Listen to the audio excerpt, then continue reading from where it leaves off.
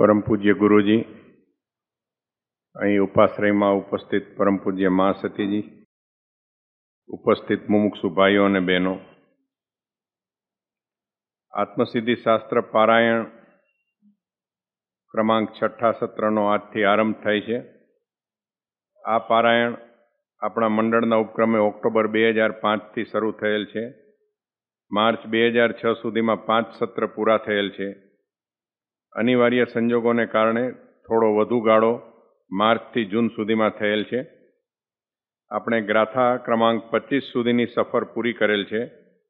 દરેક ગાથામાંથી ઉત્તરોત્તર આપણને પરમ કૃપાળુ દેવના અંતરાશયના રહસ્યો પરમ પૂજ્ય ગુરુજી આપણે સમજી શકીએ તેવી સરળ ભાષા તથા શૈલીમાં સમજાવી રહેલ છે. છેલ્લું પ્રવચન તારીખ 28/3/2005ના બપોરે 4 કલાકે જૂહુ જાગૃતિ હોલમાં થયેલ. આ પ્રવચનમાં ગાથા ક્રમાંક 26 ઉપર ખૂબ જ મનનીય વિવેચન થયેલ. ગાથા નીચે મુજબ હતી: પ્રત્યક્ષ સદગુરુ યોગમાં વર્તે દ્રષ્ટિ વિમુખ, અસદગુરુને દ્રઢ કરે નિજ માનાર્થે મુખ્ય. આ ગાથા ઉપર ખૂબ જ મનનીય પ્રવચન આપણને મળેલ. મુખ્ય મુદ્દાઓ હતા: પ્રત્યક્ષ સદગુરુ હોય કે નહીં હોય તો સદગુરુની ઓળખાણનો અણસાર કેવી રીતે મળે, યોગ એટલે શું, દ્રષ્ટિ, પરમાર્થ માર્ગમાં મુખ્ય અવરોધ શું છે, આ અવરોધથી આપણે આત્માર્થી બનવાને બદલે મતાર્થી બની જઈએ છીએ અને તે મતાર્થી લક્ષણ આપણને બતાવવામાં આવેલ. ઉપરોક્ત ગાથાનું પ્રવચન સંક્ષિપ્તમાં આપણને સૌને પારાયણની સફરની કડીની જોડવા માટે આપની સમક્ષ ટૂંક નોંધ રૂપે રજૂ કરવાની રજા લઉં છું. ગાથા ક્રમાંક 25માં પરમ પૂજ્ય ગુરુજી કહે છે કે ગાથામાં કંઈક વિષયાંતર થયેલું દેખાય છે. સામાન્ય રીતે પ્રથમ ગુરુ, પછી તીર્થંકર અને પછી શાસ્ત્ર આવે, પણ અહીં કંઈક વિશેષ વસ્તુ વચમાં આવેલ છે. જરૂર કંઈ કારણ હશે. આપણને વારંવાર તક મળે છે, ચાન્સ મળે છે, યોગ થાય છે, પણ આપણે ખોઈ બેસીએ છીએ. અહીં યોગ એટલે પરમાર્થ યોગ. આ તક ખોઈ બેસવાનું કારણ શું? વિચાર, મનન, મંથન કરતા લાગ્યું કે પરમ કૃપાળુ દેવને ફરીવાર આપણું ધ્યાન દોરવું છે કે કોઈક વખત ઘટના બને છે, ઘટના ઘટે છે, પ્રત્યક્ષ સદગુરુનો સંયોગ થાય છે. આપણે નિરાશ થવાની જરૂર નથી. આ ધરતી ઉપર સદગુરુ છે જ. યોગ થવો જોઈએ, ઓળખાણ થવી જોઈએ. એક ખેડૂતનું ઉદાહરણ આપે છે કે ખેડૂત અજાણતા કિંમતી રત્ન પથ્થરો સમજીને ખોઈ બેસે, ફેંકી દે છે. તે ખેડૂત માફીને પાત્ર છે. પણ આપણામાં જો જાગૃતિ હશે અને તો યોગ પ્રાપ્ત થશે જ. ખેડૂતનું અજાણપણું માફ છે, પણ અજ્ઞાનતા માટે ખોઈ બેસવા જેવું આપણા માટે માફ નથી. જે પુરુષની વાતમાં પરમાર્થ કે આત્માર્થનો જણકાર હોય, વાત થતાં જ આપણી સુષુપ્ત ચેતનામાં કંઈક ભાવ ઉત્પન્ન થાય, સુષુપ્ત ચેતના જાગૃત થાય, એવી વાણી સાંભળવામાં આવે તો તે પ્રત્યક્ષ સદગુરુનો અણસાર છે. આવા યોગમાં બધી જ સામગ્રી મળે, ઝલક મળે, સદગુરુનો યોગ થાય, પણ તેની હાજરીમાં દ્રષ્ટિ વિમુખ વર્તે, અર્થાત જુદી રીતે વર્તે, યોગ સંયોગ થાય. તમે તૈયાર હશો તો સદગુરુ તમને ગમે ત્યાંથી મળશે. જેમ મુમુક્ષુ સદગુરુને શોધે છે, તેમ સદગુરુ પણ મુમુક્ષુને શોધે છે. જો મુમુક્ષુ મળે તો સદગુરુ હાથ પકડે છે, એનો કાન પકડે છે, કાનમાં વાત પણ કહે છે. પણ આ બધાની વચમાં એક વસ્તુ આડી આવે છે, તે છે તમારો આગ્રહ. ભગવાન કહે છે કે ઘણીવાર હું તમારે આંગણે આવ્યો, પણ તમે બોર્ડ મારેલું છે નો એડમિશન વિધાઉટ પરમિશન. ભગવાન પાસે આવે છે, હાથ પકડે છે, પણ આપણે ના કહીએ છીએ, કારણ કે આપણો મત વચ્ચે આવે છે. ભગવાન મહાવીર સ્વામીનું અને લુહારનું ઉદાહરણ આપી કહે છે કે લુહારને ભગવાનનો યોગ કઈ રીતે નિષ્ફળ ગયો. સદગુરુ પ્રાપ્ત નથી થતા તે વાત ભૂલી જાઓ. સદગુરુ મળે જ છે, પણ આપણી દ્રષ્ટિ વિમુખ છે. જ્યાં સુધી દ્રષ્ટિ વિમુખ, ત્યાં સુધી યોગ અર્થાત ટ્યુનિંગ અર્થાત જોડાણ કે સાચી ઓળખાણ નહીં થાય. સદગુરુ પ્રત્યે પ્રેમ અને બહુમાન થવું બહુ જ જરૂરી છે. ટ્યુનિંગ એટલે સમર્પણ, ભક્તિ, આજ્ઞા પાલન કે આજ્ઞા આરાધના. આપણે તક હોય શું આડું આવ્યું? કર્મકાંડ, ધર્મ, શાસ્ત્ર, સિદ્ધાંતો બધું જ જાણે છે, પણ વચ્ચે માન આડું આવે છે. માન એટલે અભિમાન. બીજા શબ્દમાં પરમ પૂજ્ય ગુરુજીએ વ્યાખ્યા કરી કે તું મને માન. આપણે નક્કી કરવું પડશે આપણે શું જોઈએ છીએ, સમજણ, અનુભવ, સાક્ષાત્કાર કે આપણું માન, અહંકાર. માન હડાહડ ઝેર છે. સદગુરુ પાસે માન નહીં પણ પ્રેમ, કરુણા, બોધ અને અતિન્દ્રિય સૃષ્ટિનો જણકાર મળશે. નરસિંહ મહેતાનું ભજન ઉદાહરણ રૂપે આપે છે કે સકળ લોકમાં સૌને વંદે, નિંદા ન કરે કોની રે. પ્રત્યેક સદગુરુ યોગ મળે તો તેમની દુરાગ્રહ છેદક વાણી આગ્રહ, માન, હઠાગ્રહ, કદાગ્રહ છોડાવશે. અસદગુરુ પાસે આપણા માન પોસાશે. મોક્ષ દુર્લભ છે, જ્ઞાની નથી, સદગુરુ મળે તેમ નથી, આવી વાત કરી આપણા પોતાના માનાર્થે આપણે અસદગુરુને દ્રઢ કરીએ છીએ. દ્રષ્ટિ શબ્દની વ્યાખ્યા આપતા કહી, દ્રષ્ટિ એટલે સામે નજર નાખવી અર્થાત હૃદયમાં પ્રવેશ કરવો. આપણે ઘણીવાર અવસર ખોયેલ છે, અનંત સંસારમાં અનંતવાર સદગુરુ મળેલ છે, પણ આપણે ધક્કો મારી અને આ અવસર ખોયેલ છે.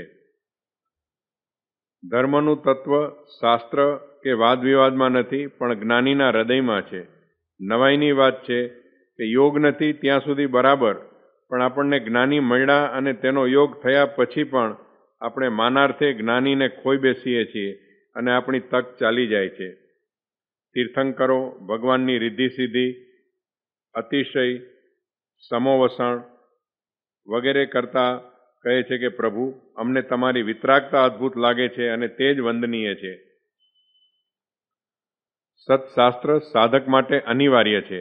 વિનય વિજયજી મહારાજનું ઉદાહરણ આપીને કહે છે કે વિનય વિજયજી મહારાજ કહે છે કે મુમુક્ષુ માટે બે જ આધાર છે, એક જીનબીમ અને બીજું જીનાગમ. સત જીનાગમ અર્થાત સત્શાસ્ત્ર, તેમાંથી શું લેવું તેનો વિવેક સાધકે કરવો જરૂરી છે. આગળ જતા આપણને કહે છે કે વચનામૃત વિતરાગના પરમ શાંત રસમૂળ, ઔષધ જે ભવ રોગના કાયરને પ્રતિકૂળ. પરમ કૃપાળુ દેવની આ ગાથા ઉપર પણ ખૂબ જ સુંદર છણાવટ કરી આપણને કહ્યું ભવ એટલે વારંવાર વારે વારે જે કરવું પડે તે. શંકરાચાર્યજીનું ઉદાહરણ આપીને કહે છે કે શંકરાચાર્યજીએ કહ્યું છે કે પુનરપી જનનમ પુનરપી મરણમ જનની જઠરે શયનમ. ને ભવરોગ દૂર કરવાનું એક જ ઔષધ, તે છે વિતરાગના વચનામૃત. વિષમકાળમાં શાસ્ત્રની અનિવાર્યતા છે જ. આપણને ચર્મચક્ષુ આપણને બધાને છે. દેવોને અવધિ જ્ઞાન રૂપી ચક્ષુ છે અને સિદ્ધ ભગવંતોને કેવળ જ્ઞાન રૂપી ચક્ષુ છે. પરમાર્થ સિદ્ધાંત જોવો હશે, આત્માનો અણસાર જોઈતો હશે તો તે શાસ્ત્રોમાંથી મળશે. સાધક માટે શાસ્ત્રો ચક્ષુ સમાન છે. આત્મસિદ્ધિની ગાથા 13 અને 14નું રેફરન્સ આપે છે અને તે રેફરન્સમાં કહ્યું કે આત્માધિક અસ્તિત્વના જેહ નિરૂપક શાસ્ત્ર, પ્રત્યક્ષ સદગુરુ યોગ નહીં ત્યાં આધાર સુપાત્ર, અથવા સદગુરુ એ કયા જે અવગાહન કાજ, તે નિત્ય વિચારવા કરી મતાંતર ત્યાજ. જીવે પૂર્વ તૈયારી કરવી પડશે જ. સદગુરુ મળે તે પહેલા જીવનરૂપી ખેતર આપણે તૈયાર કરવું પડશે. શ્વાસે શ્વાસે પરમાર્થ પ્રાપ્તિની તૈયારી જોઈશે. સદગુરુ આવશે જ. ગંગા સતીના ભજનનું ઉદાહરણ આપીને કહે છે કે વીજળીના ઝબકારે મોતી પરવી લો પાનબાઈ, તક ગુમાવશો નહીં. શાસ્ત્ર કેનાર હંમેશા વિતરાગ પુરુષ જોઈશે. તેથી શાસ્ત્ર દ્વારા અર્થાત વાયા મીડિયા વિતરાગ પાસે જવાશે. ઉપદેશક કદી એમ કહીને નહીં કહે કે અમે કહીએ છીએ. ઉપદેશક વિતરાગ અને નિર્દોષ નરનું જ રેફરન્સ આપે. જો શાસ્ત્રને આગળ કરે છે તેનો સંબંધ વિતરાગ સાથે થાય છે. ભક્તિનો રસ્તો થાય છે. વિતરાગ ઉપરનો પ્રેમ ભક્તમાં રૂપાંતર થાય છે.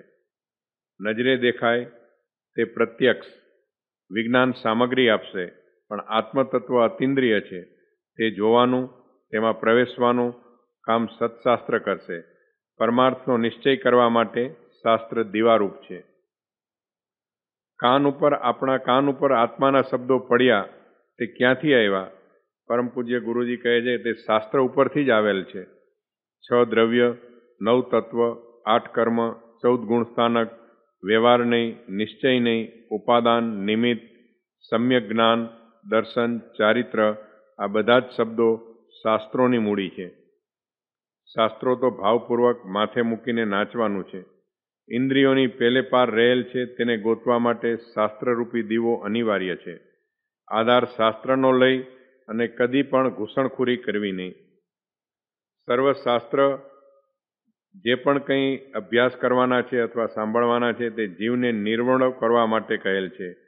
શાસ્ત્રો દ્રષ્ટિ કે આધાર આપે છે. સમજવામાં ભૂલ કરો છો તો તે તમારી છે, તેને સુધારવાની છે. શાસ્ત્રની આજ્ઞા મુજબ કામ ન કરો તો પાઘડી માથું કાપીને પહેરવા જેવો ઘાટ થાય. પ્રવચન ક્રમાંક 24ની આ સંક્ષિપ્ત નોંધ અહીં પૂરી થાય છે. આજ રોજ આપણું સત્ર ક્રમાંક 6 શરૂ થાય છે.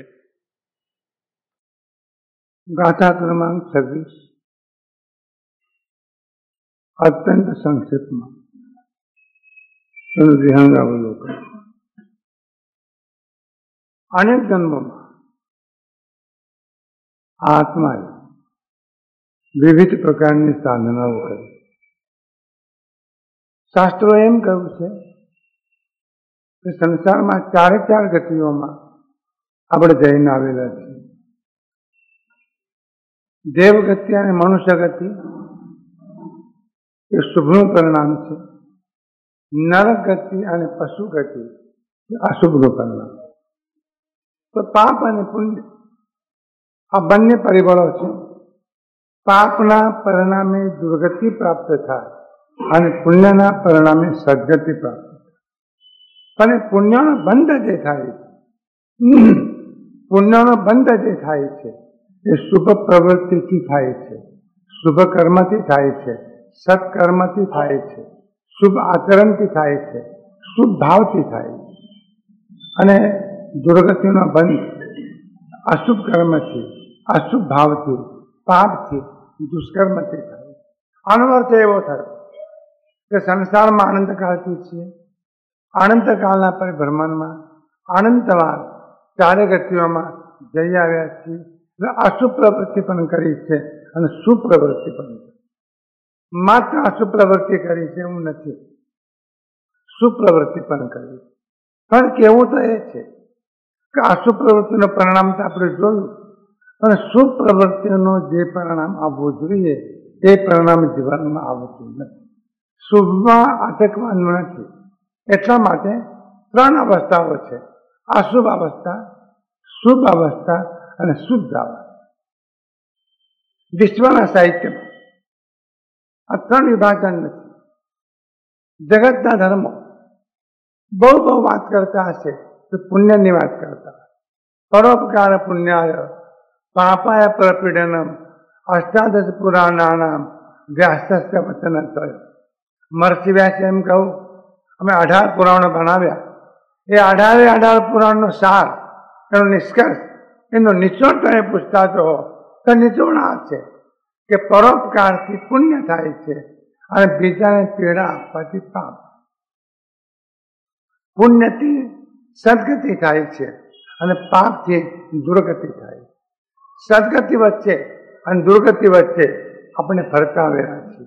આનંદગંજ મહારાજે કહ્યું કે જે ક્રિયા કરી ચૌગતિ સાધે, જે ક્રિયા કરી ચૌગતિ સાધે તેન અધ્યાત્મ કહીએ. શ્રી શ્રેયાંતજન અંતરજામી આત્મરામી નામી. જે ક્રિયા કરવાના પરિણામે, જે પ્રવૃત્તિ કરવાના પરિણામે સંસારમાં જ રહેવાનું થાય, સંસારમાં જ રહેવાનું થાય, સંસારમાં જ પરિભ્રમણ થાય, સંસારમાં જ જન્મ મરણ થાય, એ યથાર્થ પરિણામ નથી.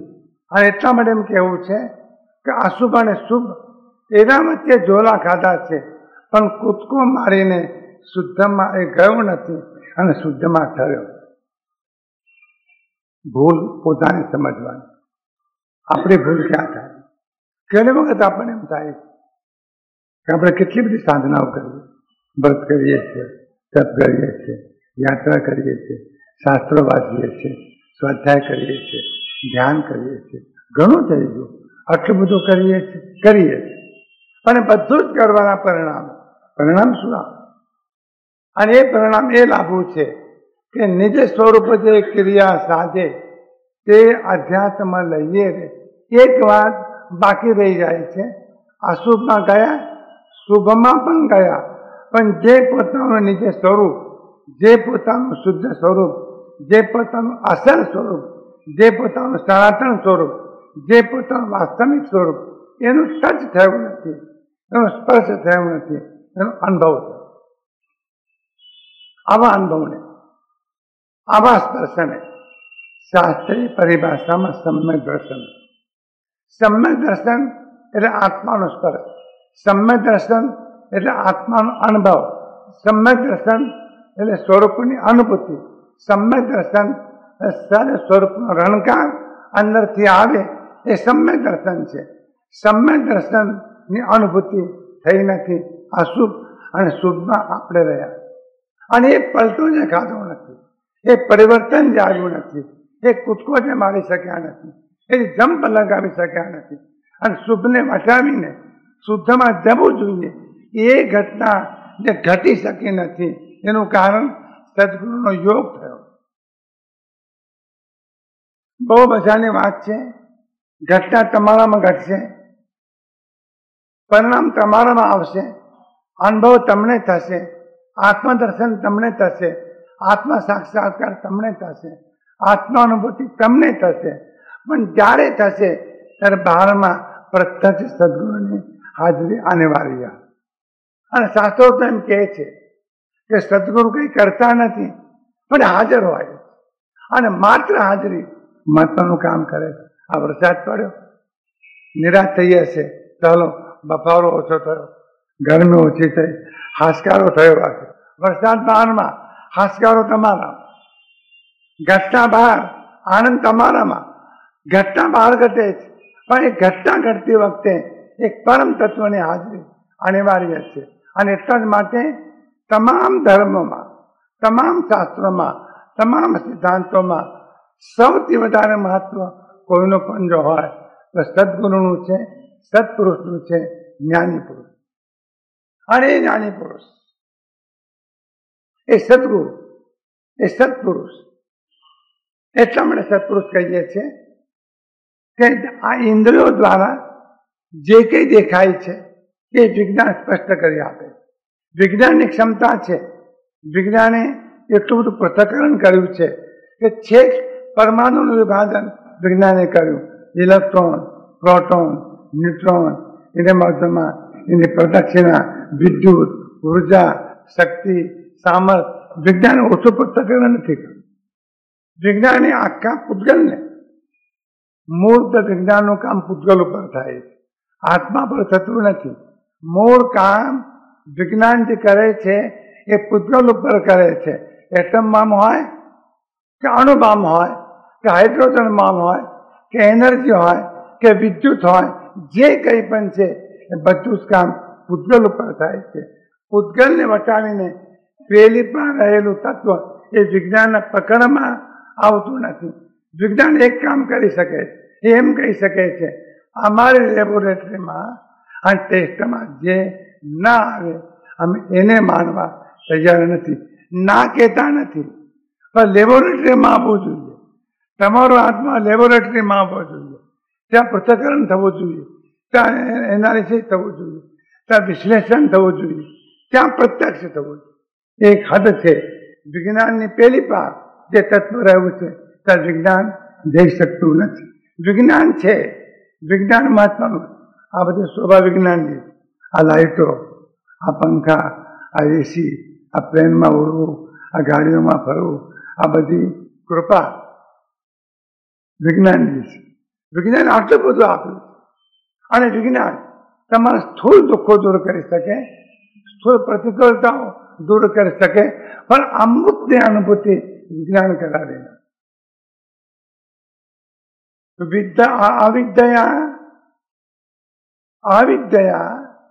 અવિદ્યા દ્વારા, એટલે કે વિજ્ઞાન દ્વારા બાહ્ય દુઃખો દૂર થશે, પણ અમૃતમ વિદ્યા આશ્રુતે, પણ અમૃતની અનુભૂતિ, પરમ તત્વની અનુભૂતિ તો વિદ્યા દ્વારા થશે. એ વિદ્યા કો અથવા સમ્યક જ્ઞાન કો પૃથ્થકરણ એ થાય છે કે અનંતકાળના પરિભ્રમણમાં અશુભ અને શુભ એના વચ્ચે આ જીવાત્માએ ઝોલા ખાધા છે. એક અવસ્થા એ છે કે અશુભ અને શુભ એનાથી પર થઈને શુદ્ધમાં ડૂબકી મારવા. સમજવા કોશિશ કરજો. અશુભમાં રહ્યા અને શુભમાં પણ રહ્યા. વર્ષો કાઢ્યા શુભમાં, વર્ષો કાઢ્યા અશુભમાં, અને સમગ્ર કાળ અશુભ અને શુભમાં ગયો. એ પળ નથી આવી, એ ક્ષણ નથી આવી કે જે ક્ષણે અશુભ અને શુભ એ બંનેના કુંડાળામાંથી, એ બંને ચક્રમાંથી કૂદકો મારીને શુદ્ધમાં ડૂબકી મારી. એ ઘટના જીવનમાં નથી ઘટી. અને એ ઘટના એટલા માટે ઘટી નથી કે પ્રત્યક્ષ સદગુરુ પ્રાપ્ત થયા નથી. પણ એટલું જ કારણ નથી, એટલું જ કારણ નથી. આ જગતમાં કોઈ કાળ એવો નથી કે સદગુરુ નથી. બિનજરૂરી ચર્ચામાં પડવા જેવું છે નહીં. બિનજરૂરી ચર્ચા. હવે સદગુરુ થયા, હવે જે થયા એ થયા, હવે થવાના જ નથી, હવે છે જ નહીં. અરે આગળ જ્ઞાની થઈ ગયા અને વર્તમાનમાં જે એમણે જ કહ્યું ને, આગળ જ્ઞાની થઈ ગયા અને વર્તમાનમાં જે, અને પછી લિંક આવી ને, રસ્તો બંધ નથી કર્યો ને. આગળ જ્ઞાની થઈ ગયા છે, જ્ઞાની વર્તમાન કાળમાં પણ છે અને આગળ પણ જ્ઞાની થશે. તમે કેમ રસ્તો બંધ કરો? તમે કેમ કહી શકો કે જ્ઞાની થવાના જ નથી? બસ અંત આવી ગયો. પરમાર્થનો, અધ્યાત્મનો, સાધનાનો, ઉપાસનાનો, ભક્તિનો અંત આવી ગયો. અરે જ્ઞાની થયા, જ્ઞાની છે, જ્ઞાની થશે. તો સદગુરુનો યોગ પ્રાપ્ત થયો નથી. પણ એમ નથી, સદગુરુનો યોગ પ્રાપ્ત તો થયો છે, પણ આ જીવ એને અબળ ચંડાઈના કારણે દ્રષ્ટિથી વિમુખ રહે. આ દ્રષ્ટિ શબ્દ બહુ મજાનો. દ્રષ્ટિ એટલે સદગુરુની નજર. બીજાના નજરે ચડવા તમે કોશિશ કરો. કોઈ ગવર્નર આવવાના હોય તો એના નજરે ચડવા તમે કોશિશ કરો છો. એ મોટો માણસ છે. વડાપ્રધાન આવવાના હોય તો મોટો માણસ છે. રાષ્ટ્રપતિ આવવાના હોય તો મોટો માણસ છે. તમે એના નજરે ચડવા કોશિશ કરો, બસ એ રાષ્ટ્રપતિ નજર પડી જાય, ઘણું થઈ ગયું. અને પાસે આવીને કેમ છો, ઓહો, તો અધત થઈ ગયું. રાષ્ટ્રપતિએ પૂછ્યું કે તમને કેમ છે, અને એના ફોટા પડાવે, મરે ત્યાં સુધી રાખે મડાવીને. પરાણે એકાદ મિનિટ રાષ્ટ્રપતિએ સામું જોયું હોય, એના ફોટા મઢાવીને મરતા સુધી રાખે. દીકરાને કહેતું જાય કે રાષ્ટ્રપતિ મને મળ્યા હતા, પણ પાછળ ખુશામત કેટલી કરે છે એ ભેગા ભેગું કહેવું હતું. નજર નથી પડતી એની. સદગુરુની નજર આપણા પર પડે. શેનાથી પડશે? શું જોઈને સદગુરુ તમારા સામે જોશે? તમારું રૂપ, તમારું સૌંદર્ય, તમારી સત્તા, તમારી સંપત્તિ, તમારો વૈભવ, તમારી બુદ્ધિ, તમારું જ્ઞાન, તમારી આવડત, તમારું કૌશલ્ય, શું જોઈને તમારા પર નજર પડશે? 1000 માણસ બેઠા હોય, સદગુરુની નજર કોના પર પડશે? બહુ રૂપાળા હશો, નજર પડશે. બહુ પૈસાવાળા હશો, નજર પડશે. બહુ સત્તા હાથમાં હશે, નજર પડશે. બહુ શાસ્ત્રો વાંચ્યા હશે, નજર પડશે. ઘણું તપ કરતા હશો, નજર પડશે. બહુ સિદ્ધાંતો કંઠસ્થ કર્યા હશે, નજર પડશે. સંસારનો ત્યાગ કર્યો હશે, નજર પડશે. નહીં પડે, નહીં પડે. સદગુરુના મૂલ્યાંકનમાં નથી આવ. સદગુરુના મૂલ્યાંકનમાં તો એ આવે છે કે જેને અંતરમાં પરમ તત્વની અનુભૂતિ કરવાની તીવ્ર વેદના જાગી છે, એવી આગ જેના હૃદયમાં સળગતી હશે, એના પર નજર. ફેરથી સમજી લો, એ શોધી કાઢશે. જેને લાગી એને લાગી. આ વેદના જેને થઈ એને થઈ, જેને પહેચાન થઈ એને થઈ. રામ માન વાગ્યા હોય તે જાણે, અને બીજા તો વાતું થાય. જેને બાણ લાગ્યા છે, ઘા લાગ્યા છે, અંદરમાં જેને ઘા લાગ્યા છે, અંતરની વેદના જેને થતી હશે, તીવ્ર તાલાવીની જેને થઈ હશે, ઝંખના જેને થઈ હશે, એ કંગાલ અવસ્થામાં હશે, પહેરવા કપડાં નહીં હોય, એ મુફલિસ જેવો દેખાતો હશે, પણ સદગુરુની નજર એના પર પડશે. અને એ નજર જ્યારે પડશે સદગુરુની, એને પકડી લેશે. પણ આ જીવ એવો આવિત્રો છે કે સદગુરુની નજર પોતા પર ન પડે એ પોતાની જાતને બચાવે. એ સમજાય છે. આપણે શું પરાક્રમ કર્યું, આપણે શું પરાક્રમ કર્યું ખ્યાલમાં આવે છે. સદગુરુ હાજરો વાત હતા, એમની નજર, એમની દ્રષ્ટિ આપણા પર પડે એ માટે આપણી કોશિશ નથી. એ આપણા વખાણ કરે, આપણી પ્રશંસા કરે, શેઠ પધારો એમ કે, ગમે સાહેબ આવો, ગમે તમારો ગામમાં તમારે જેવું કોઈ નથી એવું સાંભળવું ગમે. હો તમે છો તો ઉપાશ્રય ચાલે છે, તમે છો તો વહીવટ થાય છે, તમે છો તો દુનિયા જાગે છે. આ બધું બરાબર. સદગુરુને આ જોવું નથી. સદગુરુને જોવું છે કે અંતરમાં કોને વ્યથા જાગે, કોને વેદના જાગી. એટલા માટે શાસ્ત્રોએ કહ્યું કે 6 ખંડોનો માલિક ચક્રવર્તી જ્ઞાનીની દ્રષ્ટિએ ભિખારી છે, એટલા માટે એના આત્મસ્પર્શ થયો નથી. આ વાક્ય કઈ સમજાયું? આ ધીરુભાઈ અંબાણી પૂરતી વાત નથી.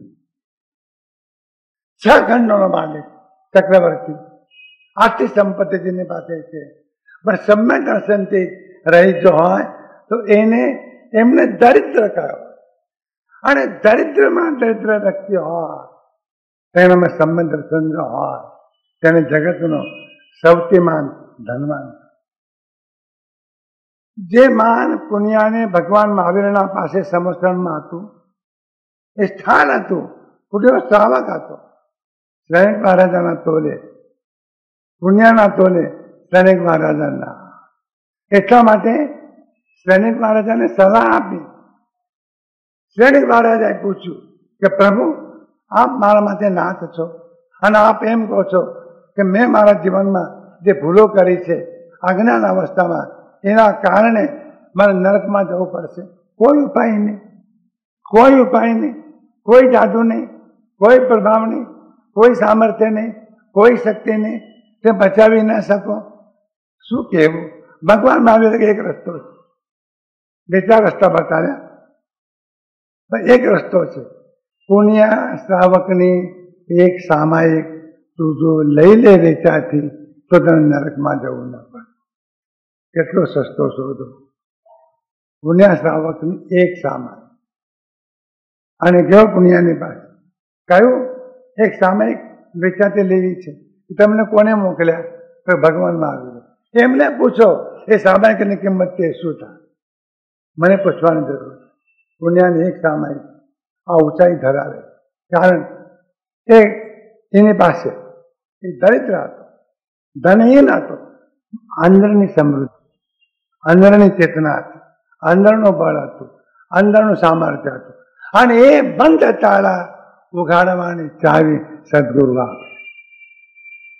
સદગુરુ બીજું કશો કરતા ચાવી આપે. તમારે ચાવીનો જોડો ખોવાઈ ગયો હોય, ચાવીનો જોડો ખોવાઈ ગયો હોય, આ રમતા રમતા નાના બાબાના હાથમાં આવ્યો હોય અને તમે ચાવી શોધતા હો અને બાબુ આવીને કે આ જોડો તમારો છે, અને તમે જુઓ ને તમને ખ્યાલ આવે કે જોડો મારો છે, બાબો કેટલો વાલો લાગે. બાબાએ કહ્યું શું? પણ જોડો તમારો, ચાવી તમારી, ખોઈ તમે, એને માત્ર તમને બતાવી. એ જેમ ચાવી બતાવનાર એ જેમ તમને આનંદ આપે છે, એમ તમારા દરવાજા બંધ છે, ઉપર ખંભાથી તાળા લાગેલા છે. દર્શન મોહના, ચારિત્ર મોહના, મિથ્યાત્વના, અવિરતિના, કસાયના, પ્રમાદના, ક્રોધના, અહંકારના, ઈર્ષાના, દ્વેષના મજબૂત તાળા. આ ગોધડીના તાળા કરતા મજબૂત તાળા. એ તાળાને ઉગાડવાની ચાવી સદગુરુ આપે. એ સદગુરુ ચાવી આપે છે, પણ આ મોડું ફેરવે. પ્રત્યક્ષ સદગુરુ યોગમાં બહુ મહત્વનું સૂત્ર છે. પ્રત્યક્ષ સદગુરુનો યોગ આ જીવને અવશ્ય થયો. થયો જ છે, નથી થયું એમ નહીં, થયો જ છે. પુનરાવર્તિ કરીને પ્રત્યક્ષ સદગુરુનો યોગ જીવને અવશ્ય થયો છે, નથી થયો એમ નહીં. બસ થયું શું? કેમ ખોયું એ? કેમ ખોયું એ? ફકીરે એક માણસને કહ્યું કે મારી પાસે જે માણસ આવે છે એને બહુ સંપત્તિ આપો, તો મને પણ આપો. કહ્યું કે તું આવજે, ચોથા દિવસે હું પુલ પર બેઠો રહીશ, ત્યાં તને સંપત્તિ મળી જશે. અને સોના મોરણા ભરેલા 2 ચરુ પોતાની પાસે મૂકેલા. ઓલો આવી રહ્યો છે. આવતા આવતાને વિચાર આવ્યો કે હું તો ચાલુ છું, મારી આંખો સારી છે, પણ આંધળા કેવી રીતે ચાલતા હશે? ક્યારે વિચાર આવ્યો? સામે ચરુ હતા ત્યારે. આંધળા કેવી રીતે ચાલતા હશે? અને પ્રેક્ટિસ કરે. આંધળા કેવી રીતે ચાલે છે એને પ્રેક્ટિસ કરે. પહોંચી ગયો. ફકીરે પૂછ્યું, ફકીરને કહ્યું તે મને આપવાના હતા ને? અરે मैंने तो रख दिया था, तुमने देखा नहीं? જોવા માટે આંખ ખોલવી પડે. નૈનાની આળસે મેં તો હરિને નિરખ્યા. હરિ સર્વત્ર છે, પરમાત્મા સર્વત્ર છે, પણ નૈનાની આળસ છે, આંખ ઉઘાડવાની આળસ છે. આંખ ઉઘાડવાની આળસ એને કહેવાય છે પ્રમાદ. આંખ ઉઘાડવાની આળસ એને કહેવાય દર્શન મોહ. આંખ ઉઘાડવાની આળસ એને કહેવાય છે મિથ્યાત્વ. આંખ ઉઘાડવાની આળસ આને કહેવાય દર્શન. એના કારણે જોયા, હરિને જોયા, નિરખ્યાને. પ્રત્યક્ષ સદગુરુ યોગમાં, પ્રત્યક્ષ સદગુરુનો યોગ થયો હોય, મળ્યા હોય, આમ ઘસીને ચાલ્યા હો, ખભે ખભો ઘસીને ચાલ્યા હો, તો વર્તે દ્રષ્ટિબિંદુ. એની નજર એના પર ન જાય અને એની નજર પોતા પર પડવાની. સમજી લેજો, આ જીવ મોક્ષની વાત તો કરે છે. આપો આપો ને મહારાજ, શિવ સુખ અમને આપો, એ લાંબા હાથ કરીને ગાયતો છે. પણ મોક્ષ ન મળે એમાં બધા જ ઉપાય પોતે કરી લે. મોક્ષ માગે છે ખરો, સમજી લો, પણ મોક્ષ ન મળે એમાં બધા જ ઉપાય, બધું જ આયોજન, બધું જ પ્લાનિંગ પોતે કરે. વર્તે દ્રષ્ટિબિંબ. કેમ એમ? ત્રીજું કારણ, સદગુરુ જ્યારે મળે છે ત્યારે એમની વાણી મતાગ્રહને દૂર કરે છે, દુરાગ્રહને દૂર કરે છે, ગદાગ્રહને દૂર કરે છે, મતની માન્યતાને દૂર કરે છે, વિકારોને દૂર કરે છે, દુરાગ્રહને છેદે છે. અને એ વાણી સાંભળવા આની તૈયારી. એને તો પોતાનો મત પોષવો. તમે કોઈ જ્ઞાની પુરુષ પાસે જાઓ તો એમ કહો છો કે સાંભળવા આવ્યો છું, એમ તમે કહો છો, અને પછી તમારું પ્રવચન ચાલુ થાય, 2 કલાક પૂરા થાય, અને પછી જ્ઞાની પુરુષને કહો છો હવે હું તમને પૂછવા આવ્યો છું, 2 કલાક તો મને બોલવા દીધો ને, 2 કલાક તું જ બોલ્યો, હવે તારે પૂછવું છે ના? આ તો અભિપ્રાય, તમે શું માનો છો? હું તો બરાબર છું, આઈ એમ એબ્સોલ્યુટલી રાઈટ. બધા મોર મારી આપો, સિક્કો મારી આપો, સ્ટેમ્પ મારી આપો કે આઈ એમ રાઈટ. આ સ્ટેમ્પ બનાવો છે, સદગુરુ રબર સ્ટેમ્પ બની નહીં. સદગુરુ રબર સ્ટેમ્પ બની નહીં. રાષ્ટ્રપતિ બની શકે,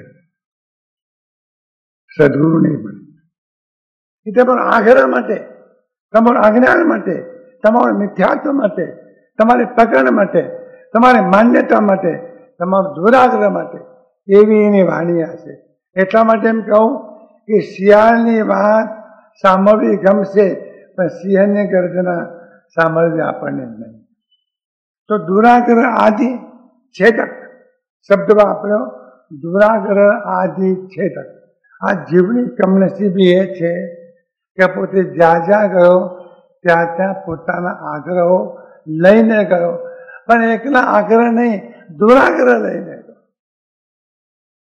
આમ તો એમ કેવું છે કે આગ્રહ જોઈએ જ નહીં, પણ સત્યનો આગ્રહ હોય તો કોઈ કોમ્પ્રોમાઇઝ થઈ શકે, પણ સત્યનો આગ્રહ તો નથી, પણ દુરાગ્રહ છે. દુરાગ્રહ લઈને ગયો છે. સદગુરુ પાસે તમે જ્યારે જાઓ છો ત્યારે એમની વાણી દુરાગ્રહને છેદરાવ્યો, અને એવી વાણી સાંભળીને પોતે એનાથી આવડો ચાલે. આને કહેવાય દ્રષ્ટિ ભીની. સદગુરુ પણ મળ્યા, એમને પરમાર્થની વાત પણ કરી, સત્યની વાત પણ કરી, સાચી વાત પણ કરી, આંગળી પણ ચીંધી, અંદરમાં લઈ પણ ગયા, અતિન્દ્રિય સૃષ્ટિનો અણસાર પણ આપ્યો, આટલું બધું કામ કર્યું. પણ એ દુરાગ્રહ પોતાનો જે હતો એ છેદવા માટે પોતે તૈયાર ન થયો, અને જેનાથી પોતાનું હિત થાય એ પ્રકારની વાણી ગ્રહણ કરવા એ તૈયાર થઈ શક્યો નથી. ભૂલ સમજાય છે? તમે નિરાશ થઈને મરસિયા ઘાસો નહીં. આ કાળ બહુ એવો છે, આ પંચમ કાળ છે, ક્યાં જ્ઞાની પુરુષો છે, ક્યાં સદગુરુ છે, ક્યાં શાસ્ત્ર છે. અને આજુબાજુમાં ગમે તેવું થતું હશે, પણ આ ધરતી સદગુરુ વગરની નથી, સત્ય વગરની નથી, જ્ઞાની વગરની નથી, પતિ વગરની નથી, અને સંત પુરુષ વગરની. ધરતી ઊભી નહીં રહે, ધરતી ઊભી નહીં. આ ધરતીનો ભાર શેષનાગ ઉપર છે. પૌરાણિક કથા છે. શેષનાગના માથા પર ધરતીનો ભાર છે. એ શેષનાગને કોઈએ પૂછ્યું કે આ તમે ધરતીનો ભાર શું કરવા બેંડારો છો? આ જુગારી લોકો છે, દારૂડિયા છે, ચોરી કરનારા છે, દુરાચાર કરનારા છે, હિંસા કરનારા છે, છેતરનારા છે, હજારોને રોવડાવનારા છે, પીડા આપનારા છે. તમે શું કરવા આ ધરતીનો ભાર બેંડારો હતો? શેષનાગે એમ કહ્યું, એ બધા માટે બેંડારતો નથી, પણ આ બધા વચ્ચે કોઈ જ્ઞાની પુરુષ પણ છે, કોઈ સત્પુરુષ પણ છે, કોઈ દિવ્ય પુરુષ પણ છે, કોઈ સતી પણ છે, કોઈ યતિ પણ છે, કોઈ જ્ઞાની પણ છે. એમના માટે આ બધાનો આપણો ભાર જે વેંડારે છે એ આપણા માટે નહીં, એમના માટે. એવા સદગુરુ પ્રત્યક્ષ હાજર હોય, એમની વાણીનો યોગ મળે, અને એમની વાણી દુરાગ્રહને છેદનાર. તમારા આગ્રહ નહીં રહી શકે, તમારા આગ્રહ નહીં રહી શકે, અને તમારા આગ્રહ તમે રાખી પણ નહીં શકો. અને તમે આગ્રહને મહત્વ જો આપશો તો તમારા મનમાં સદગુરુ કરતા આગ્રહનું વધારે માન. તમે કોને મૂલ્ય આપ્યું? સદગુરુને આપ્યું કે તમારા આગ્રહને આપ્યું? આગ્રહ તમારો, અને સદગુરુ એ આગ્રહને છેદે છે. અને તે વખતે એ પોતે આગ્રહને છેદ્યા વગર હિતકારી વાણીને ગ્રહણ કરતો નથી. આટલાથી અટકતો હોય તો પણ ઠીક, પણ ન અટકતા આગળ વધીને પોતે દ્રઢ મુમુક્ષુ છે, પોતે દ્રઢ મુમુક્ષુ છે, પોતે જિજ્ઞાસુ છે, પોતે ધાર્મિક છે, પોતે મુમુક્ષુ છે, એવું માન મેળવવાના માટે સદગુરુને છોડીને અસદગુરુના શરણે જાય. ભૂલ કઈ સમજાય? પુનરાવૃત્તિ કરો. સદગુરુ તો મળે, યોગ પણ થયો, વાણી પણ સાંભળી, પણ પોતાનો દુરાગ્રહ એ છોડ્યો નહીં. એને આવડી રીતે ગ્રહણ કર્યું, અને પોતાનું હિત થાય એવા શબ્દો એને લીધા નહીં. અને પોતે મુમુક્ષુ છે એવું માન મેળવવાના માટે, લૌકિક માન મેળવવાના માટે અસદગુરુને દ્રઢ કરે, અસદગુરુને દ્રઢ કરે. બહુ કડી સ્પષ્ટ છે. 4 ભાગ. પ્રત્યક્ષ સદગુરુ યોગમાં 1 ભાગ. ભૂલ કઈ? વર્તે દ્રષ્ટિ વિમુખ, આ બીજો ભાગ. કેમ આવું કરે છે? શું કરે છે? તો અસદગુરુને દ્રઢ કરે, આ ત્રીજો ભાગ. શાના માટે? શું કરવા? શું લેવું છે ને? શું મેળવવું છે? શું પ્રાપ્ત કરવું છે? એને મોક્ષ મેળવવો નથી, ધર્મ મેળવવો નથી, આત્મા મેળવવો નથી, પરમાર્થ મેળવવો નથી. નિજ માનાર્થે મુક્ત. આ જીવ જ્યાં ગયો ત્યાં પોતાનું માન પોષવાની વાત આ જીવે. નિજ માના, માન એટલે અભિમાન, અને અભિમાનના તો ઘણા પ્રકારો છે. કોઈ જેમ કહેવું છે કે ઈશ્વરના જેમ અનંત સ્વરૂપો છે એમ અહંકારના પણ અનંત સ્વરૂપો છે. અહંકારને ઓળખવો ઘણો મુશ્કેલ છે. બે હાથ જોડીને ચાલતો હોય, બે હાથ જોડીને, અને અમે તો બહુ નમ્ર છીએ, સૌને નમીએ છીએ, એ પણ એનો અહંકારનો પ્રકાર છે. અમે સૌને નમીએ છીએ એ પણ એના અહંકારનો પ્રકાર છે. પોતાનો અહંકાર એ મજબૂત કરવા માંગે છે. જીવ જ્યાં જ્યાં ગયો ત્યાં મુમુક્ષુ બન્યો નહીં, જિજ્ઞાસુ બન્યો નહીં, વિચારક બન્યો નહીં, ચિંતક બન્યો નહીં, સાધક બન્યો નહીં, ઉપાસક બન્યો નહીં, ભક્ત બન્યો નહીં. જ્યાં ગયો ત્યાં માત્ર પોતાના માનને એને પોષ્યું અને માનને મુખ્ય.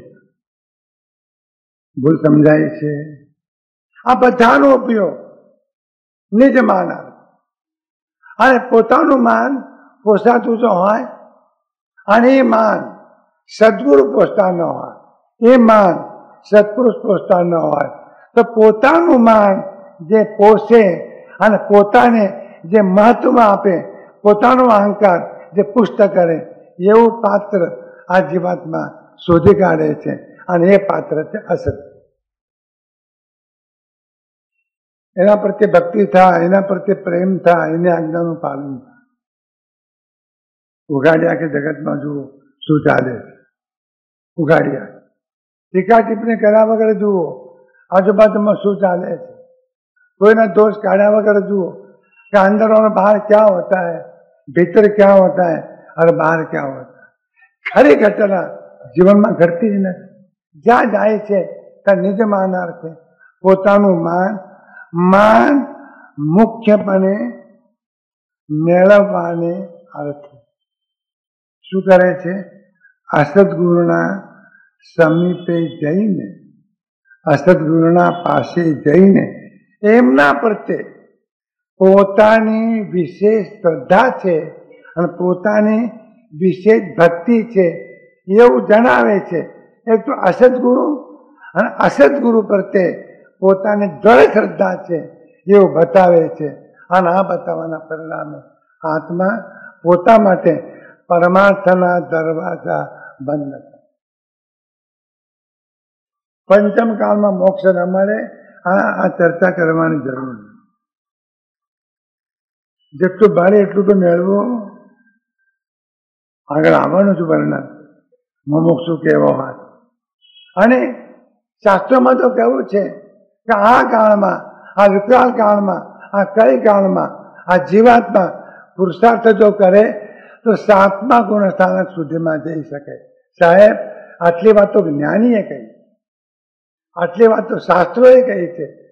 બાપુ, 7મા ગુણસ્થાનક સુધીમાં તમે ચડી શકો, ચઢાણ કરી શકો, યાત્રા કરી શકો. આ કાળમાં આત્મજ્ઞાની નથી, આ કાળમાં ધ્યાન ન થાય, આ કાળમાં પરમાર્થ મળે નહીં, આ કાળમાં આત્માનુભૂતિ થાય નહીં, આ કાળમાં આત્મદર્શન થાય નહીં. અરે ભલા માણસ, તો પહેલે તો આવ. પહેલા ગુણ સ્થાનકે 4 દ્રષ્ટિ ખીલે છે: મિત્રા, તારા, બલા અને દીપક. આ કદાચ ઘણાઓને ખ્યાલ નહીં આવે. શું વળી, શું છે વળી? 4 દ્રષ્ટિ યોગની, 8 દ્રષ્ટિઓ છે. પરમ કૃપાળુ દેવે વારંવાર ભલામણ કરી છે કે યોગની 8 દ્રષ્ટિઓનો અભ્યાસ વારંવાર કરવા જેવો છે. એ થર્મામીટર છે. તમે કઈ ભૂમિકા પર ઉભા છો? Where are you? તમે ક્યાં ઉભા છો? તમે તો એમ કહી શકો હું 12મા ગુંઠાણે છું. કોણ ના પાડે તમને? એવું કહેનારા છે, એવું સાંભળનારા પણ છે, એવું હાથ જોડનારા પણ છે. અને દાંડો લઈને ઝંડા ઊંચા રહે અમારમાં, અમારો ગુરુ 12મા ગુંઠાણે. વાહ! અને સસ્તામાં અત્યારે તો મોંઘાઈ તો શાકભાજીમાં છે. શાકભાજી મોંઘા કરા, આ મોંઘું નથી, આ તો સસ્તું છે. હાલતા હાલતા 12મું ગુંઠાણું. હાલતા હાલતા 22 અને પછી 12મું ગુંઠાણું પોતાનું તો ખરું, ટ્રાન્સફર પણ કરી શકાય. લ્યો ક્યાં સાધક અસદગુરુના સમીપમાં જઈને પોતાનું વિશેષપણું બતાવવાના માટે, અને વિશેષપણું કેમ બતાવવું છે? પોતાનું માન પોષવાના માટે. નાનકડું વાક્ય કોઈ ઠેકાને વાંચ્યું પણ હશે અને સાંભળ્યું પણ હશે. માન ન હોત, બોલો હવે યાદ આવ્યું? માન ન હોત આઈ જ મોક્ષ. આ તમે ક્યાં જ વાંચા કરો છો, ક્યાં જ રચા કરો છો? માન ન હોત તો આઈ જ મોક્ષ હોત. તો મૂકી દો. કોણ તમને મૂકવાની ના પાડે છે? માનને મૂકી દો. પણ નહીં, વાલા વાલું કઈ પણ જો હોય તો માન છે. બધું મુકાશે સાહેબ, પણ માન નહીં.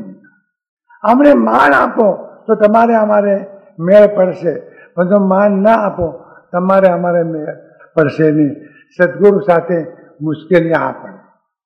અસદગુરુ સાથે આ સોદો સહેલાઈથી થઈ શકે છે.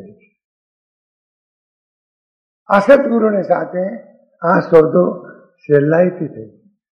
તરત કહેશે, ઓહો, ગયા જન્મમાં તમે કેટલી સાધના કરીને આ જન્મમાં આવ્યા છો, હવે તમારે આવતો જન્મ મોક્ષ. કોણ આપણે દિવાળી પછી એમ થવાનું હશે થશે, મારા પછી જ્યાં જવાનું હશે ત્યાં થશે. આને સર્ટિફિકેટ ખેંચી નાખ્યું. અરે શું કરવા આવું કરો? શેનાથી આવું કરો? પ્રત્યક્ષ સદગુરુ યોગમાં વર્તે દ્રષ્ટિ વિમુખ, પરસ્પર સાપેક્ષ શબ્દ. સદગુરુની નજર પોતા પર પડવાના છે અને પોતે ધરાઈને સદગુરુને ન જોવે. સંત દાદુ નું મૃત્યુ થયું. એમનો શિષ્ય રજ્જબ જયપુર. જેવું દાદુનું મૃત્યુ થયું, રજ્જબે આંખ બંધ કરી. લોકોને એમ લાગ્યું કે દાદુનું મૃત્યુ થયું, દુઃખ થયું હશે, મૂંઝવણ થઈ હશે, માટે આંખો બંધ કરી હશે. 24 કલાક ગયા, 48 કલાક ગયા, આંખ ઉઘાડતા જ નથી. પછી લોકોએ કહ્યું, રજ્જબ આંખ તો ખોલો. ગુરુદેવ તો કહે, દાદુ તો કહે, આંખ તો ખોલો.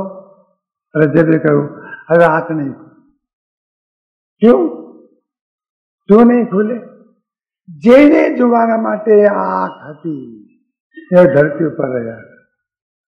કોને જોવા? સમજાય છે? સદગુરુ મળ્યા હોય અને આવી શ્રદ્ધા થઈ હોય, સાહેબ તમે મુંબઈમાં ન હો, ક્યાં હોય? બોલો ને. 6000 આવી શ્રદ્ધા અસદગુરુ પ્રત્યે કરી હશે, સદગુરુ પ્રત્યે કરી. એક વખત સદગુરુ પ્રત્યે આવી શ્રદ્ધા જોડે કરી, પણ સદગુરુ પાસે તમને એક જ લોસ, એક જ નુકસાન, એક જ ખોટ. તમારે એક જ ખોવું પડે, માત્ર તમારે તમારું માન ખોવું પડે. હવે તમે આવ્યા આશ્રમમાં અને અઠવાડિયું તમારા સુધી કોઈ બોલે જ નહીં, હું બોલું જ નહીં, પછી ચટપટ થાય કે ન થાય? શું રહીને કરવું છે? બોલતા તો છે નહીં. અને એમાં 8 દિવસમાં તમારા સાથે બોલ્યા ન હોય અને બીજો કોઈ આવ્યો હોય XY છે અને એને યારે બોલાવતો છો, આને યારે બોલ્યા અમારે અરે બીજો ગુરુ શોધી લઈશું, થોડી છાપ મારી સારા શોધો. આ ભૂલ સમજી લો, આ ઊંડાણ સમજી લો, શું થાય છે સમજી લો, જીવે ક્યાં ભૂલ કરી છે એ સમજી લો. આ નેગેટિવ વાતો બાજુ મૂકી દો. Total negative approach. મોક્ષ નથી, કાળ એવો છે, પંચમ કાળ છે, જ્ઞાની પુરુષ નથી, સાધના થઈ શકતી નથી. તમે બીજી બાજુ જુઓ તો ખરા, 7મા ગુણોત્તાના સુધીમાં તમને પરમિશન મળે. તમે ઉપયોગ કરો તો ને, બળ વાપરો તો ને. દર્શન મોહન તો હટાવો, આનંદનો બંધે કિસાનો તો ફેસલો બોલાવો, ગ્રંથિ ભેદ તો કરો, અપૂર્વકરણ તો કરો. એક વખત નિર્વિકલ્પ થઈને 48 મિનિટ સુધીમાં આત્માનો અનુભવ તો કરો. એક વખત સમજણપૂર્વક વૃત્તિઓ પર તો કાબુ મેળવો. સાત ઈચ્છા તો કરો. કરવું નથી પણ નકારાત્મક અભિગમ, એને નો મૂડ કહે છે. નો મૂડ, નેગેટિવ એપ્રોચ. ના ના, અરે હા તો કે પદ્માનંદી આચાર્ય એમ કહે છે, પદ્માનંદી આચાર્ય એમ કહે છે કે અમે આજે આત્માની વાત કરીએ છીએ, એ બીજાની વાત કરતા નથી, એ તારી વાત કરીએ છીએ. આ આત્માનું વર્ણન જે કર્યું એ તારું વર્ણન કર્યું, તારી પાસે વર્ણન કર્યું. તે જીવ એક વખત આનંદમાં આવીને, ઉલ્લાસમાં આવીને, હસતા હસતા, નૃત્ય કરતા કરતા એમ તો કે હું એવો આત્મા છું, એવું તો કે પદ્માનંદી આચાર્ય એમ કહે. તમને કંઈક મળ્યું હશે અને નાચ્યા હશો, એ બન્યું. શેર બજારના શેરના ભાવ વધી ગયા હશે અને નાચ્યા હશો, એ બન્યું હશે. પણ સદગુરુ એમ કહે છે અમે તારા વૈભવમાં, અમે તારી વાત કરીએ છીએ, અમે આત્માની વાત કરીએ છીએ, તારા આત્માની વાત કરીએ છીએ. તું સાંભળીને ઉલ્લાસ તો લાવ, તો આનંદમાં તો આવ, તો મસ્તીમાં તો આવ, તો લહેરમાં તો આવ, તો પ્રસન્ન તો થાય. અને એક વખત તું એમ કહેતો ખરો કે હું એવો આત્મા છું અને આત્મા એ મારો નિજ વૈભવ છે, એમ તો આનંદમાં આવીને કહેતો ખરો. આઈ કથમ મૃતવા આત્મકૌતવ હલીસા. નાનકડી યાદ રાખજો. આઈ કથમ મૃતવા આત્મકૌતવ હલીસા. અરે મૃત્યુની કિંમત ચૂકવીને પણ તું આત્માને જાણવા માટે તૈયાર થા. અને આવી તૈયારી જેને કર્યા છે એને આત્મા મળ્યા વગર હવે નહીં. આ ભૂલ પોતે પોતાનું વિશેષપણ, ત્યાં પણ પોતાનું વિશેષપણ, આ જીવે પોતાનું વિશેષપણ એને મહત્વ આપ્યું. મંદિરમાં જાય, દર્શન તો કરતો હશે પણ ટ્રસ્ટી તરીકે જાય, એ બહુ મજા આવે. હું ટ્રસ્ટી છું, પૂજારીને ખખડાવી નાખે, ખબર નથી પાણી તૈયાર નથી રાખ્યું, પાણી અભિષેક કરવા માટે ફૂલ તૈયાર નથી રાખ્યા, તને ખબર નથી હું 9 વાગે રોજ આવું છું, હું ટ્રસ્ટી છું. એ ભગવાનના મંદિરમાં ગયો પણ ભક્તિ તરીકે ન ગયો, એ ટ્રસ્ટી તરીકે ગયો. આ જીવ જ્યાં ગયો ત્યાં પોતાનું માન લઈને ગયો. સાહેબ એક વખત આ માન મૂકી, બધું મુકાય, બધું મુકાય. તમે એમ કહેશો કે ઝેર પીને મરવા તૈયાર છે, એ થશે, પણ માન મૂકવું એ કામ ઘણું કઠિન છે. ગોપીઓએ માન મૂક્યું કૃષ્ણમાં, પુણ્યાએ માન મૂક્યું ભગવાન મહાવીરમાં, ચંદનમાલાએ માન મૂક્યું ભગવાન પાછા ફરે. ગયા હતા પાછા ફર્યા, એને આંખમાં આંસુ જોયા, આંસુ જોયા માટે પાછા ફર્યા, એ કથા છે. માન મૂક્યું માટે પાછા ફર્યા, એ ઘટના. ચંદનબાલાના આંખમાં આંસુ આવ્યા માટે ભગવાન પાછા ફર્યા, એટલે રોવરાવી નથી ચંદનબાલાને, પણ એને માન મૂક્યું. જે ક્ષણે માન મૂક્યું એ ક્ષણે પાછા આવે. જેને માન મૂક્યું એ સદગુરુના ચરણોમાં ગયા. એક વખત માન મૂકશો અને સદગુરુના ચરણોમાં જશો તો જીવનમાં આત્મિક અનુભૂતિની ઘટના ઘટશે. સાચા સદગુરુ મળ્યા હોય, ભાષાંતર, સાચા સદગુરુ મળ્યા હોય છતાં, આ શબ્દ સમજાયા? સાચા સદગુરુ મળ્યા હોય, તમારે ના તો છેદાઈ ગઈ, નકાર છેદાઈ ગયો. સાચા સદગુરુ મળ્યા હોય છતાં તેમના પ્રત્યે લક્ષ્ય ન, ઇગ્નોર કરે, ટાળે, એ તરફ ધ્યાન ના. જેમ તે 5-6 જણા, 5-6 બહેનો કે 5-6 ભાઈઓ કોઈ પ્રસંગમાં ગયા હો, તમે 4-5 જણ સામે નજર જાય અને તમારી સામે નજર ન જાય, કેવું લાગે તમને? કહો હવે તો કહો કેવું લાગે? હાલવે ગમે ત્યાંથી જ પાછા આ બધા 5-5 ને જોયા, નજર મારી સામે નહીં, મને ટાળ્યો, એનું દુઃખ. હવે એમ કે છે કે એના પ્રત્યે લક્ષ્ય ના આપે એટલે સદગુરુને ટાળે. સદગુરુને ટાળે, લક્ષ્ય ના આપે એટલે ટાળે. અને પછી શું કરે? બીજા સદગુરુ જે તેને વિશેષ માન આપતા હોય અથવા જ્યાં જવાથી લોકોમાં માન પોસાતું હોય. બધી શાહીઓ છે, લોકશાહી, સમાજવાદશાહી, રાજાશાહી, પણ એ બધા શાહી કરતા એક મોટી શાહી છે અને ટોળાશાહી. બહુ જબરી. ટોળું તમને ક્યાંય જવાના, ક્યાં એટલે ટોળું તરત આંગળીથી આ ટોળાશાહી. આ ટોળાશાહીને પરમ કૃપાળુ દેવ એક સરસ શબ્દ વાપરે છે. એ શબ્દ છે લોકસંગ. એને ઉપનિષદોમાં લોકેશ નાખે. અને જૈન પરંપરામાં એને લોક સંજ્ઞા અને ઓગ સંજ્ઞા. લોકો માને, ટોળું ક્યાં જાય? ટોળામાં જવું આપણને ગમે. કોઈ જ્ઞાની પુરુષ હોય, કોક આસ્થા વકરો હોય તો કોક જનક વિજય હોય, કોક વશિષ્ઠ બેઠા હોય તો કોક રામ હોય. પણ આપણને એક માણસ હોય અને સદગુરુ હોય એ ન ગમે, ટોળું જોઈએ. અને એમ આ બરાબર ટોળું છે right, alone is not right. આપણું ગણિત પણ જો તમે સત્યને જોવા તૈયાર નથી, ટોળાને જોવા તૈયાર. કોને મહત્વ આપો છો એના પર આધાર. અથવા માન પોસાતું હોય ત્યાં જા, અને તેમનામાં પોતાની શ્રદ્ધા વધારે અને દ્રઢ કરે.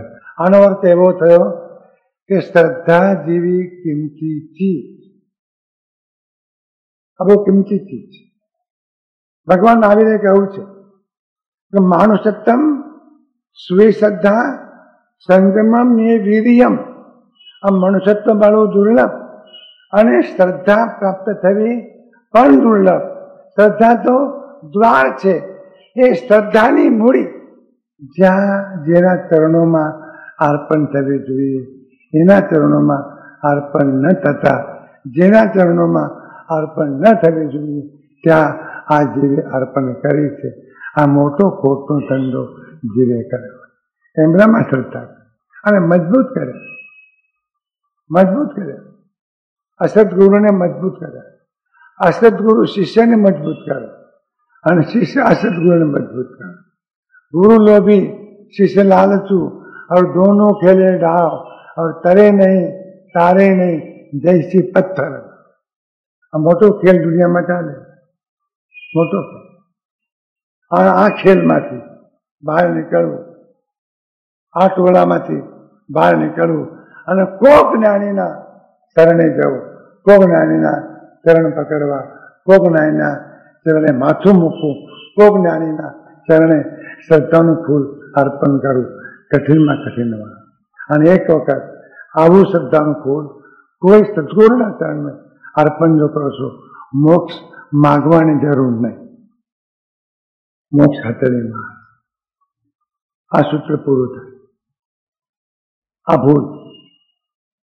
હવે આ થોડી થોડી ભૂલો ક્યાં ક્યાં જીવ કરે છે એનું વર્ણન ચાલે. અંગો બધાનું વર્ણન છે. તમે આ બધી આત્મસિદ્ધિ આખી મોડે કરી અને કેટલી વખત વાંચી લીધી. મને બીક લાગે તમારે પછી બોલતા. કેટલી વખત આત્મસિદ્ધિ મોડે કરી.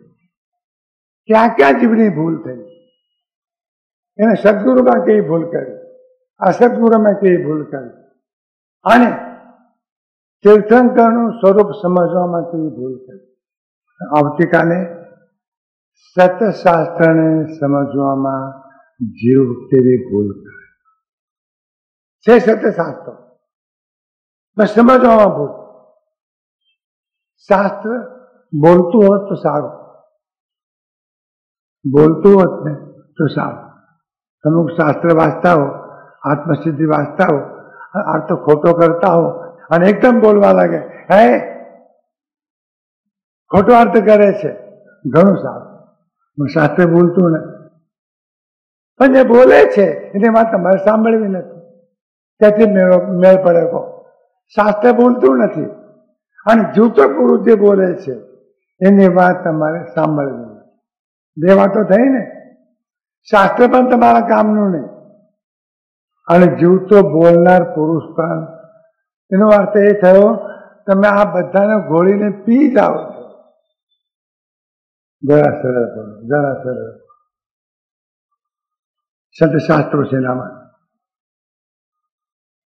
સતશાસ્ત્રો છે એના માટે.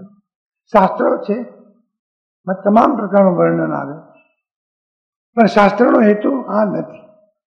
પરમ કૃપાળુ દેવે એક નાનકડી કડીમાં લાલ અક્ષરથી લીટી આપી દીધી છે.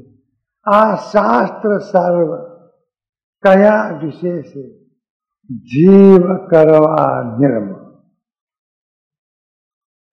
બધાની વાત. આ બધા શાસ્ત્રો જે જ્ઞાની પુરુષોએ કહ્યા છે એ આત્માને સ્વચ્છ કરવાના માટે, નિર્મળ કરવાના માટે કહ્યા છે. એવા શાસ્ત્રોમાં દેવગતિની વાત આવે, નરગતિની વાત આવે, ભૂગોળની વાત આવે, લવણ સમુદ્રની વાત આવે, મેરુ પર્વતની વાત આવે, દેવાય ગતિ ભંગની વાત આવે, નરકના પાથરણા કેટલા છે એની વાત આવે. મને આમ એમાં જ અટવાય, એમાં જ અટવાય.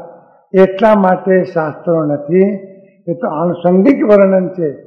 શાસ્ત્રો તો તારી જાતને ઓળખાવાના, એટલા માટે 27મી ગાથામાં એનું વર્ણન આવશે.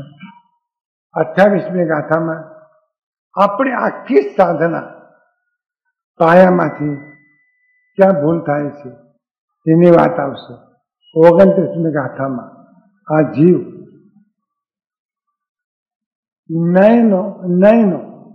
નય દ્રષ્ટિનો કેવો દુરુપયોગ કરે છે એની વાત આવશે.